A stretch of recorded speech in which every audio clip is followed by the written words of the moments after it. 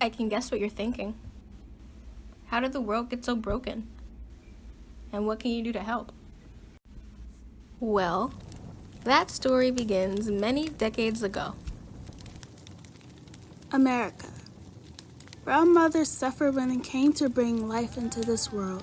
This was especially true for African American women who were 3 times more likely to die during childbirth than white women in the U.S. The reason for this is complex and deeply rooted in decades of prejudice and racism. This meant that people of color didn't have access to quality health care, and biased doctors and nurses meant that black women were less likely to be taken seriously when they reported symptoms during pregnancy. There were disparities in heart-related maternal deaths as well. Conditions like cardiomyopathy, pulmonary embolism, and hypertension were the main killers in pregnant black women, and sepsis caused by infection was deadly too. The lack of diversity in clinical trials meant that medicines and treatments were rarely made to suit the unique needs of people of color, and a history of mishandling medical data even led to dangerous problems like algorithmic bias. The maternal deaths among black mothers continued to climb with no end in sight. This eventually created a world where it was almost safer to birth their children in any place but a hospital. Luckily though, a small but resilient community of doulas existed to help.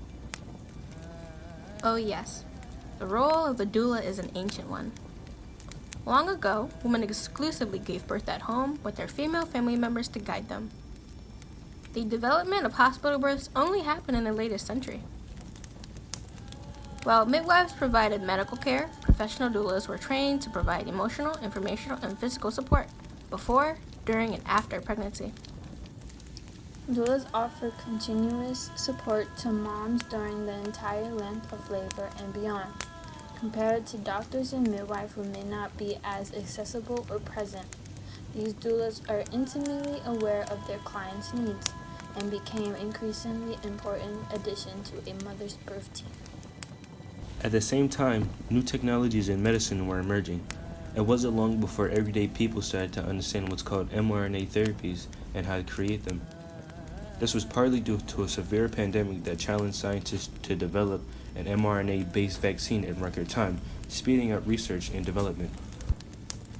mRNA therapies were a truly disruptive innovation at the time, and you should understand how they work. mRNA is injected into the patient and delivers the information needed for the body to create its own medication. By engineering mRNA to carry instructions to cells, everything from disease-fighting proteins to antibodies could be produced. Pretty much, the patient's body is transformed into its own healing factory. Back then, there were a few limitations and hurdles with this technology, mostly involving how the mRNA was delivered to the cells, but over time, solutions were developed. Overall, mRNA therapies are easily created, inexpensive to produce, and are scalable, and importantly, there is basically no risk of any information integrating into the genes. As the field grew, we could see the potential of this technology to help the mothers we saw suffering every day. We were inspired. One by one, we each discovered the doula community in our own way, and we saw how impactful they could be. Back then, there were already studies that showed that doula care improves pregnancy outcomes, and this is still true today. As the years progressed, we learned so much from doulas, and it wasn't long before we founded Sista-sis. The goal was to create a community-owned organization that provides a variety of cutting-edge services, products, and information for Black childbearing women. Over time, the community grew to include mothers, fathers, doulas, midwives, nurses, and even a few trusted hospitals and research facilities. Based on the knowledge we gathered over time, we were able to develop our own biotherapies to accelerate our efforts. We trained hundreds of doulas like yourself to use those biotherapies and even built a small lab at our headquarters where we conduct research and experiments. After a few years, the Biodoula had been born. Biodoulas not only provide informational, emotional, and spiritual support for Black women, but they also provide physical support in the form of mRNA therapies that are created and shared within our community. Sista-sis has developed 2 mRNA therapies so far. One treats cardiovascular issues such as cardiomyopathy, and the other fights off infections such as bacterial vaginosis by programming cells to produce specific proteins. The process of developing a new mRNA therapy is simple. First, we sequence the mother's genes responsible for fighting off either cardiovascular diseases or infections. Then, our researchers determined the specific code in the DNA that tells the cells to produce the protein that we're looking for. We then build and synthesize the mRNA in preparation for testing. Finally, we run an experiment and evaluate the results. When we find something that is both safe and effective, the mRNA is purified and enclosed in a lipid nanoparticle so that it can be injected into the mother. I think one of the things that I am most proud of is our unique method for building upon the contributions of our ancestors. Yes, we come from a long history of Black contributors to medicine like Henrietta Lacks, who were unethically siphoned for their biological information. Sista-sis is breaking this cycle by making sure that mothers who contribute to our cause are involved in the process of our research. When moms decide to share their DNA via a small blood sample, it is sequenced and stored in our system.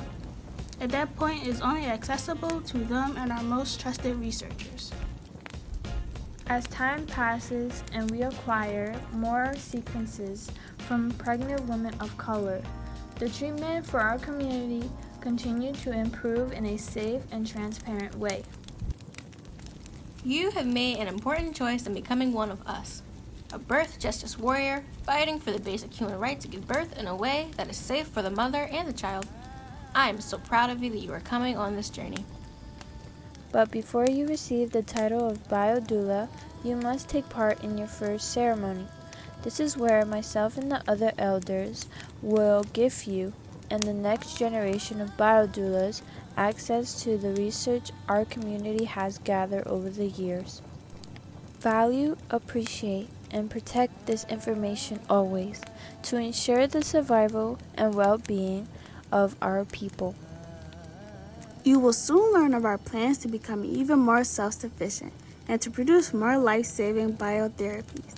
In the future, you will help us develop personalized mRNA therapies and conduct research to create solutions for things like healthy hormone production in pregnant women.